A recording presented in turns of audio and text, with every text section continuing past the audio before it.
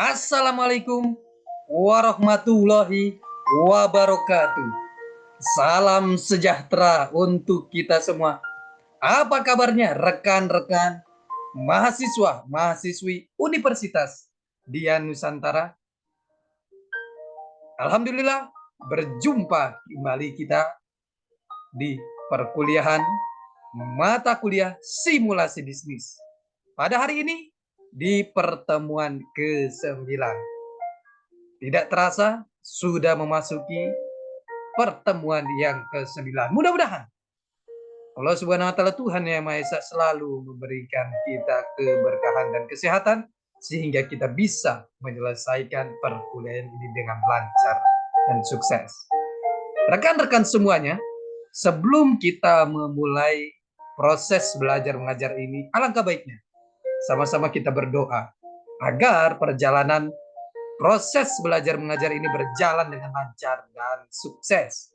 Berdoa menurut keyakinan dan kepercayaan masing-masing. Berdoa dimulai.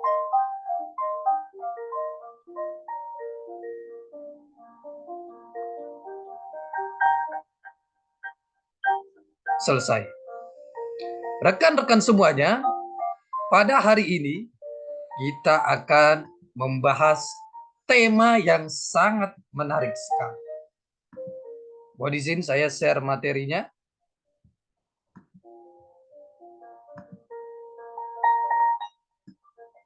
Hari ini kita membahas tema mengenai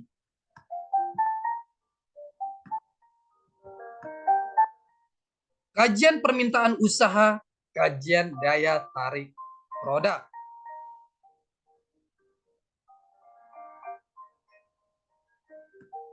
Kajian permintaan usaha, kajian daya tarik produk. 1. Kajian permintaan usaha, kajian daya tarik produk. Perkembangan usaha dan industri saat ini terjadi sangat pesat di seluruh dunia. Dan perkembangan ini terjadi di seluruh bidang otomotif di seluruh dunia, tidak terkecuali di Indonesia. Hal ini terlihat dari semakin tingginya pertumbuhan jumlah kendaraan bermotor dan mobilitasnya di jalan-jalan di berbagai kota. Dan penyumbang porsi terbesar pertumbuhan jumlah kendaraan bermotor di Indonesia adalah sepeda motor. Ada sebuah filsafat atau pemikiran bisnis yang memuat 3 ketetapan dasar konsep pemasaran yang dikemukakan oleh Stanton tahun 1996, yaitu 1. Seluruh kegiatan dan perencanaan yang dilakukan perusahaan harus berprioritas atau mengutamakan konsumen. 2. Target yang ditetapkan perusahaan harus berupa target volume atau jumlah penjualan yang menghasilkan profit bagi perusahaan atau organisasi.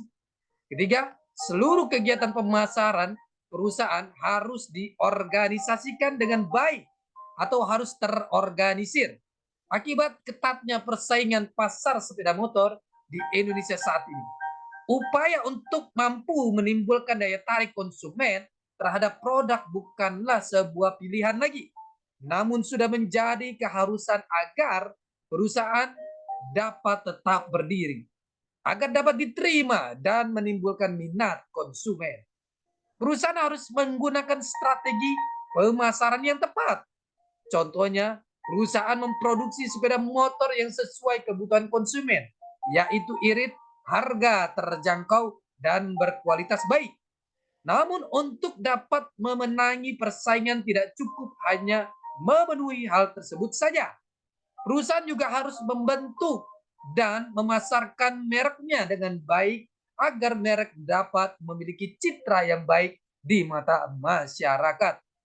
Oleh karena itu, perusahaan dan manajemen perusahaanlah yang mempunyai tugas untuk memproduksi atau menawarkan sepeda motor yang berkualitas, yang sesuai dengan kebutuhan dan melakukan kegiatan usaha dengan baik.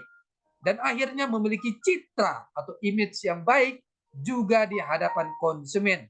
Atau dengan kata lain memiliki brand image positif di benak konsumen. Brand image adalah sebuah atau seperangkat asosiasi khusus yang ingin diciptakan perusahaan, di mana asosiasi-asosiasi itu menggambarkan seperti apa sesungguhnya merek tersebut dan janji yang ditawarkan merek kepada konsumen. Seluruh perusahaan akan berusaha sebisa mungkin menjaga brand image positif dari produk mereka. Hal ini merupakan bagian yang penting karena perusahaan mengetahui dengan baik bahwa brand image yang baik juga akan membuat asumsi yang baik oleh konsumen terhadap produk perusahaan. Keberhasilan perusahaan dalam membentuk citra yang baik terhadap mereknya juga ditentukan oleh kegiatan usaha yang dilakukan perusahaan. Kualitas produk yang baik, harga yang menarik, pelayanan yang ramah akan membentuk citra positif merek tersebut. Brand image yang positif atau kuat memungkinkan perusahaan memperoleh nilai lebih langsung seperti kepercayaan oleh konsumen. Brand image terbentuk dari kesan dan perasaan yang dialami seseorang terhadap sebuah sesuatu atau cerita. Merek tersebut dan perasaan tersebut akan memberikan pandangan tersendiri bagi orang tersebut mengenai merek yang dihadapinya. Tujuannya adalah membentuk daya tarik terhadap produk melalui brand image tersebut. Selain brand image, untuk membentuk daya tarik terhadap produk, perusahaan juga menciptakan produk yang berkualitas tinggi untuk memberikan nilai lebih dibanding produk pesaing atau kompetitor. Untuk menciptakan daya tarik konsumen terhadap produk, kualitas ditentukan kegunaan dan fungsi dari produk itu sendiri yang terdiri dari daya tahan produk. Ketidaktergantungan produk terhadap produk lain, eksklusivitas produk, rasa nyaman pengguna, tampilan luar, warna, bentuk kemasan, desain, dan lain-lain.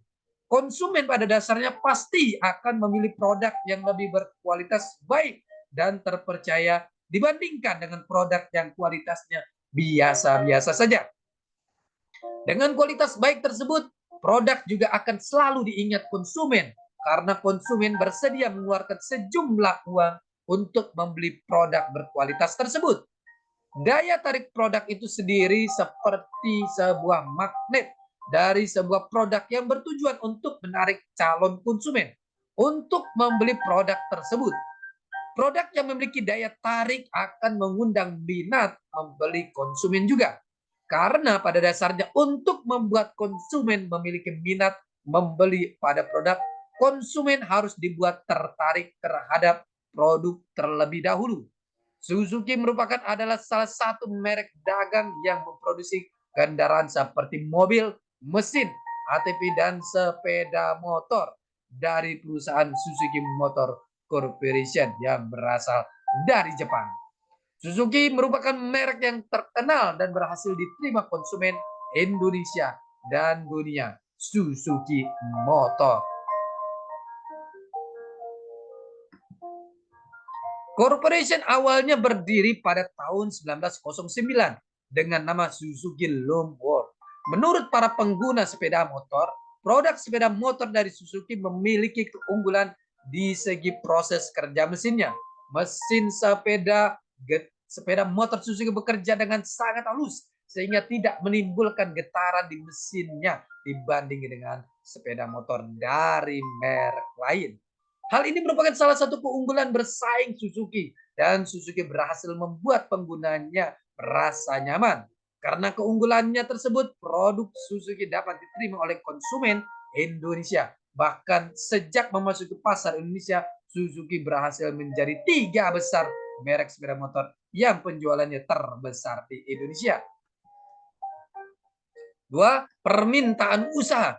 Dalam setiap bisnis dan usaha, yang paling penting adalah konsumen. Karena konsumen ini yang akan menjadi faktor penentu apakah bisnis bisa bertahan atau tidak. Sehingga sangat penting untuk mempertimbangkan permintaan konsumen agar bisnis tetap bisa diterima di kalangan masyarakat.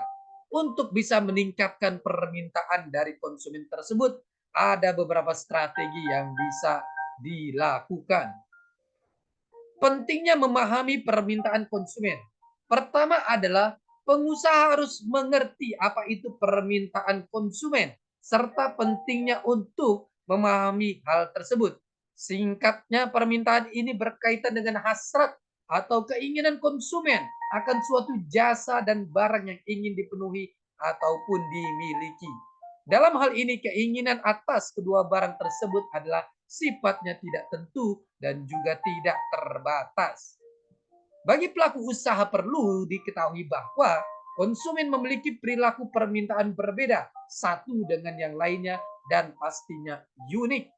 Karenanya penting untuk dipahami apabila permintaan tinggi, maka bisa dipastikan bahwa branding berjalan dengan baik dan tentu usaha lebih dikenal oleh konsumen. Itulah alasan mengapa permintaan sangat penting, karena apabila tidak ada permintaan, maka sulit melakukan penawaran. 10 strategi terbaik. Kita lihat, setelah melihat pembahasan di atas, tentu sekarang sudah mengetahui bahwa permintaan konsumen sifatnya sangat penting. Lalu bagaimana cara yang benar untuk mengolah hal tersebut agar memberikan dampak yang baik dalam usaha? Tentunya ada strategi yang perlu diterapkan. Seperti beberapa strategi di bawah ini yang bisa membuat permintaan meningkat dan mengolah permintaan yang baik.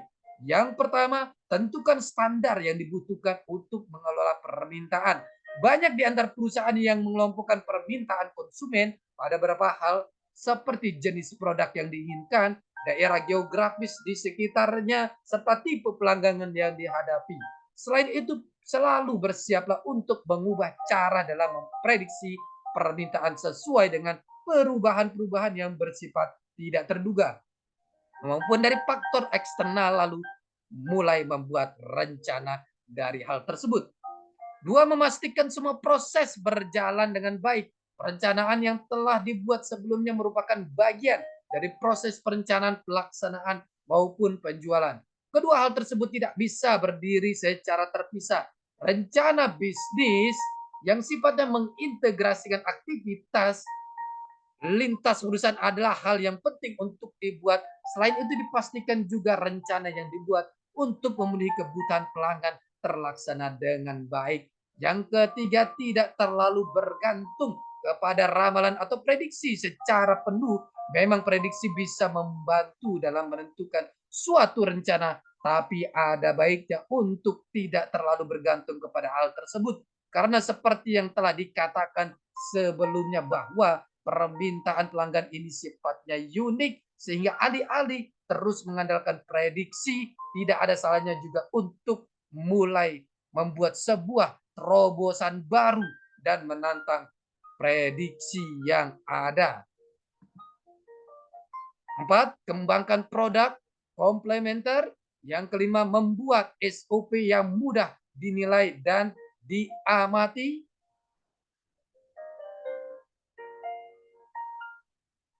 Inilah hal yang sering diremehkan oleh konsumen, oleh produsen.